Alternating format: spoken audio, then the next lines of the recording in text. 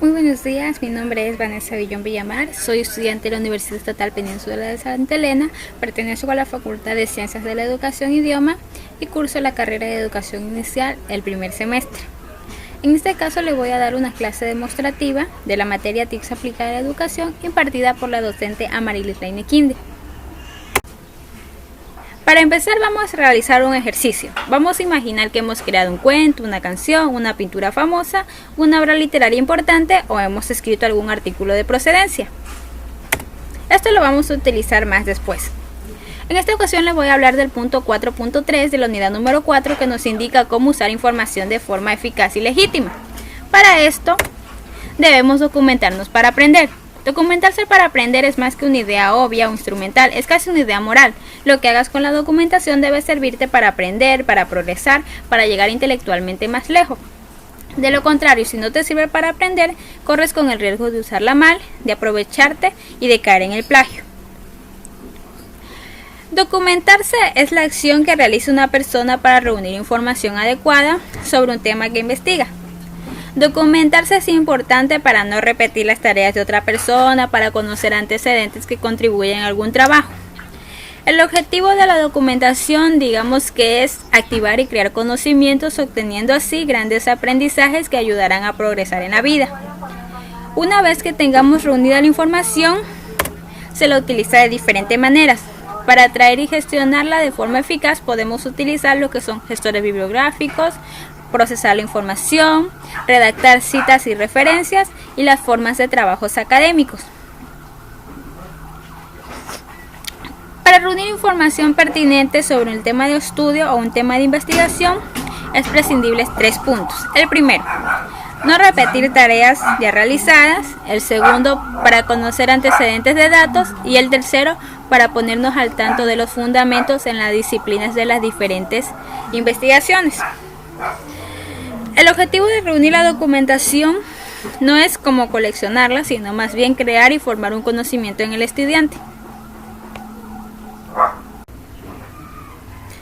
Una vez obtenidos los resultados, debes examinarlos con cuidado, estudiando las referencias completas, leyendo los resúmenes que se pueden incluir dentro de nuestros documentos.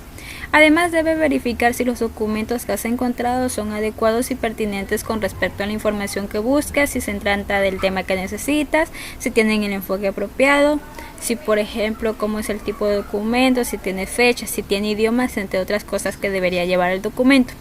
Si son muchos o pocos, o si necesitas ampliar la búsqueda, es decir, depende de cuántos autores tenga el documento, de cuántas fuentes de información tenga.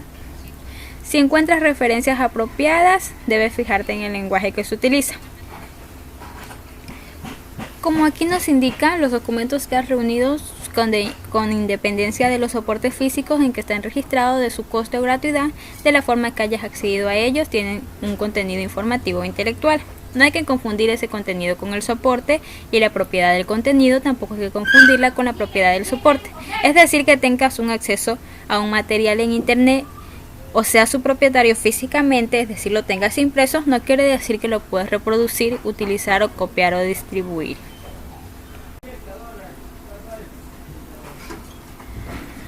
Además de documentarnos, como ya habíamos hablado, la segunda idea es respetar la creación de otros. La propiedad del contenido es del autor y este es un recurso jurídico reconocido. Hay que ser consciente de que se está manejando la información de otra persona. Por lo tanto, debemos usarla con cuidado. Las ideas que se toman de las demás personas o de los demás autores se las reconoce y se las debe agradecer. Ustedes dirán, ¿cómo agradecemos o reconocemos eso? Pues muy fácil, eso se debe hacer citando la procedencia de la información. A esto es conocido como integridad académica. La propiedad de la información es de los autores debido a que ellos los crearon. Cualquier reproducción se necesita de una licencia. Los autores además reservan sus derechos. Los derechos de los autores son los derechos morales y los derechos económicos. Cuando nos referimos a los derechos morales, nos quiere decir que son intransferibles y se respeta la integridad de ellos. Y los derechos económicos son los que son patrimoniales o de explotación.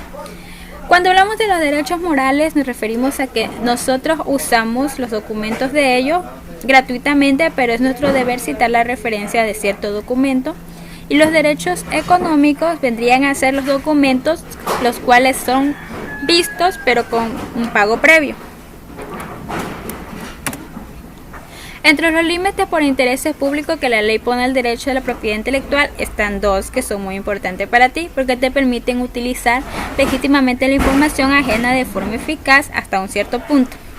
En el primer punto tenemos lo que es la copia privada.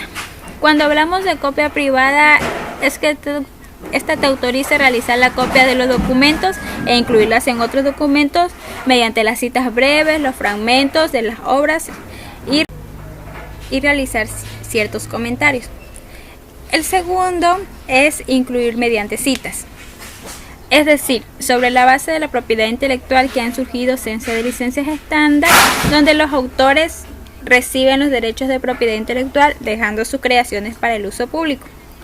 Ante la libre producción de esta información, los autores exigen el reconocimiento de la autoría, por lo tanto no se puede dejar de citar ni referenciar un documento. Es decir, que tengas acceso a un material en internet, o sea, su propietario físicamente, no te quiere decir o no te da el derecho para reproducir, reutilizarlo, copiarlo y distribuirlo. En otro punto tenemos lo que es el uso legítimo de la información. En este punto del uso legítimo de la información nos indica qué puedes hacer y qué no puedes hacer como estudiante con los documentos que has reunido hasta el momento de tu búsqueda. Es decir, lo que está permitido y lo que no está permitido. ¿Qué está permitido?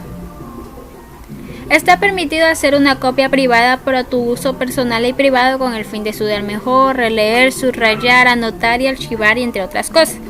También está permitido reproducir en un documento tuyo un breve fragmento de texto, datos, imágenes ajenas, distinguiéndolo y citando la procedencia, obviamente para analizarlos, comentarlos o para apoyarte en ellos en el desarrollo de tu argumentación, entre otros de tu trabajo. Está permitido además reseñar, resumir, comentar, criticar y aludir las ideas o información de otros autores de manera proporcional a la información de los autores, obviamente citando la procedencia. También está permitido incluir en un documento tuyo referencias de otros documentos o hipervínculos, contenidos web. También está permitido compartir las referencias o los enlaces en grupos con los gestores bibliográficos y software social. Ahora en otro punto vamos a leer lo que no está permitido. ¿Qué no está permitido? No se permite distribuir físicamente o publicar en la red copias digitales de documentos para lo que no tienes permiso, por así decir, salvo que estén liberados con licencia. Es decir, como los documentos no son tuyos, no los puedes distribuir.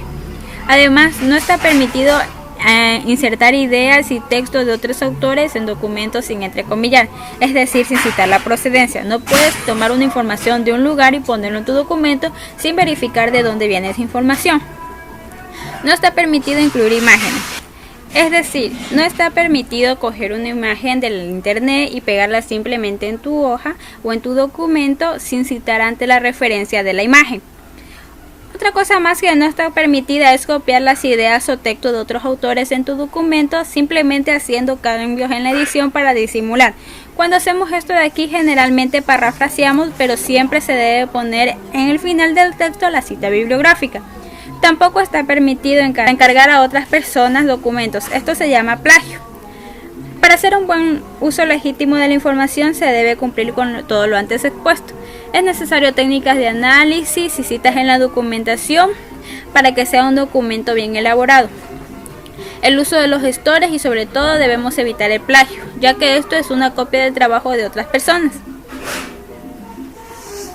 Debemos ser eficientes y respetuosos y tener una buena práctica académica, ya que así aprendemos buscando originalidad y facilidad en nuestros documentos. No perjudicamos a nadie más y nos impulsa a nosotros mismos ser excelentes estudiantes. Ahora bien, vamos a lo que son las actividades. Como primera actividad tenemos unas preguntas. ¿Cuáles eran los dos tipos de derechos reservados de los autores? A ver si alguien lo recuerda.